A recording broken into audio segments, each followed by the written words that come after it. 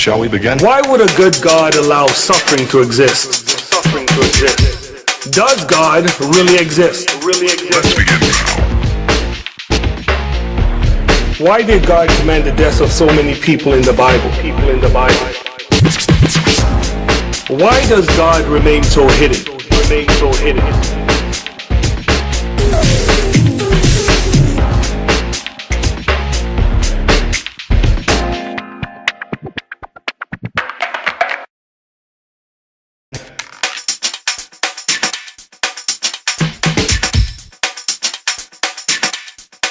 Let's begin now.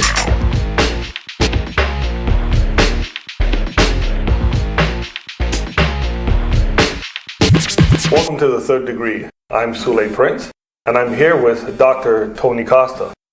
Dr. Costa, in the early 90s, I was pursuing the Nation of Islam, especially with Spike Lee's movie X. I was very interested. But as I began to research it and look into it, it got kind of weird. Black scientists creating white people. I said, no, there's something wrong with this. Can you explain to us the Nation of Islam and how it began? Well, the Nation of Islam is an organization or a group that has adopted what's known as black nationalism and also Islam. They've merged Islam and black nationalism together. It finds its origins in Detroit, Michigan, in 1930, July 4th, 1930 to be exact, when a man by the name of Wallace Fard came preaching or came sharing door to door as he was a salesman selling his wares door to door in Detroit, Michigan.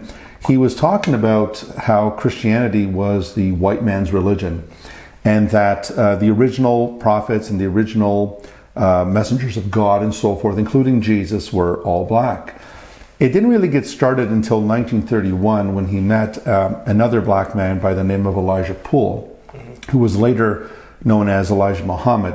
And there's a reason for the change in names. The idea here is that all the blacks were originally Muslims and that the slave names that they were given by their white captors were names that had to be reformed or changed to Arabic or Muslim names. So Elijah Poole was renamed Elijah Muhammad. Elijah Muhammad claimed that he was the messenger of Wallace Fard. Now this is important because the belief here is that Wallace Fard was actually Allah himself in human flesh, that he was God himself in human flesh, and also that he was the Messiah that was promised that Christians believe in. He was actually the true Messiah.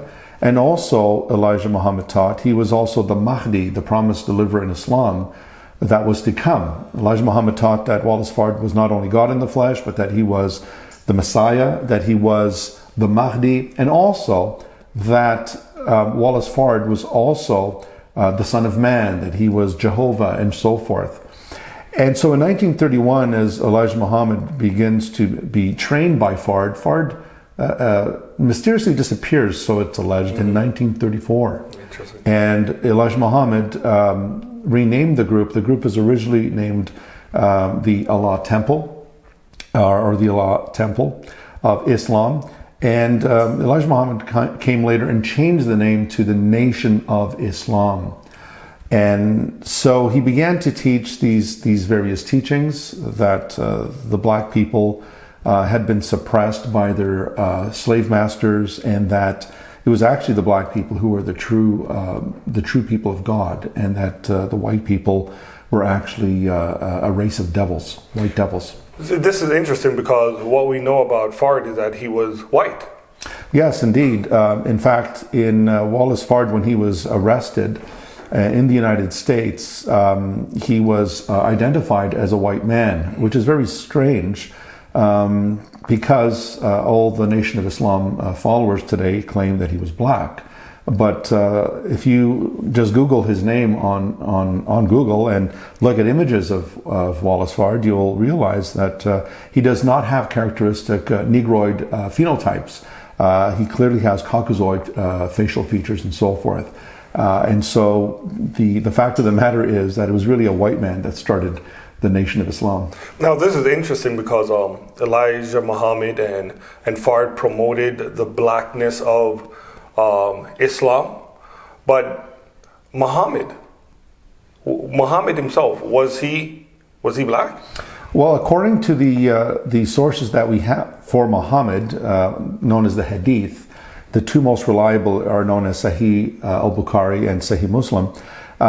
In these Hadith, Muhammad is clearly presented as a white man. Not just a white man, but a white man who owned slaves. And those slaves are clearly called black slaves. They're identified as black. And this is ironic because what the Nation of Islam tells us is that Muhammad himself was a black man. And it's the white men who were actually the slave drivers and the ones who enslaved the black people. When in actual fact, Muhammad himself enslaved black people.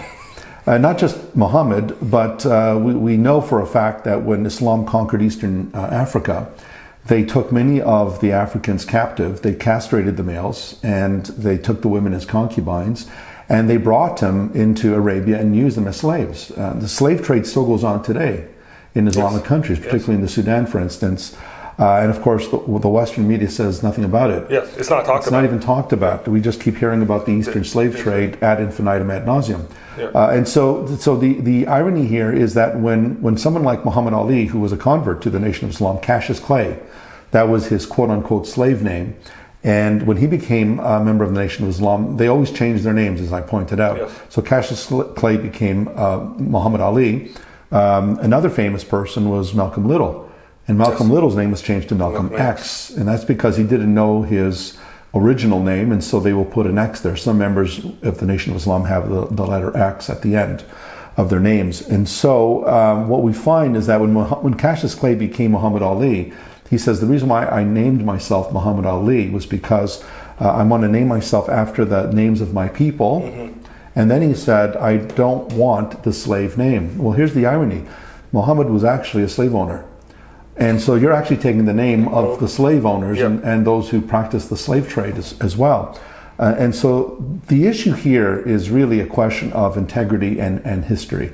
We need to be consistent with the truth. And this is where we call our black brothers and sisters, whether they're Christians or non-Christians, we call them to examine the truth for yourself. Definitely. Not to buy into the propaganda that makes you feel supreme or victimized, but look at the evidence. What does the evidence show? Yes. So any honest observation into the history of Islam, you'll quickly realize that Muhammad was clearly a white person. And in fact, there is actually an Islamic text that actually claims that if anyone says Muhammad was black, kill that person. Wow. Okay. And Muhammad also referred to his slaves as raisin heads. And yes, he referred to the Ethiopians that he enslaved. He referred to them as raisin heads, which is really, when you think about it, it is a term that was used to somewhat mock them. Even the Islamic term for black. Yes. I remember in a personal conversation. Can you explain that? The term for black in Arabic is abd, and the word abd is the Arabic word for slave. Slave. And just the word Abdullah, very common Muslim name, means slave of Allah. Mm-hmm. But the terms that they would use for blacks is abd, to be sure. And in fact, in South Africa, even in the apartheid period, that was one of the names that the white South Africans would refer to the blacks as. So we have a bad beginning already. We have a white person starting a black movement, a black person claiming that everybody within the crucial figures in history are all black, and his own religion in himself, he believes that Muhammad is black, but Muhammad is actually white. So right now we already have skewed information. But the true Islam rejects the Nation of Islam. Is that right? Yes, the Nation of Islam is considered a cult. In fact, Malcom X, when he came out of the Nation of Islam in 1963, and the reason why he did that was because he realized Elijah Muhammad had sired a number of children through his secretaries. He was a married man, and yet he was siring children through his secretaries in the Nation of Islam. When Malcom X discovered this was a huge blow to his confidence, and in fact, it made him reconsider the whole movement.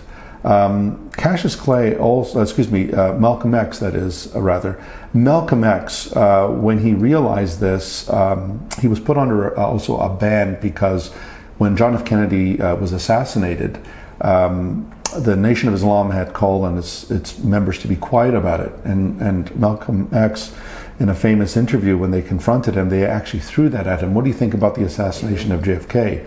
And he said, well, the chickens have come home to roost. Yeah. And that was what led to basically Elijah Muhammad put a ban on him, that he was not allowed to speak. That, coupled with the fact he couldn't speak freely, and then realizing that the founder of the Nation of Islam was having extramarital affairs with his secretaries, it left him in a very disillusioned state. And then what turned everything for him was he went to Mecca to perform the Hajj, the pilgrimage.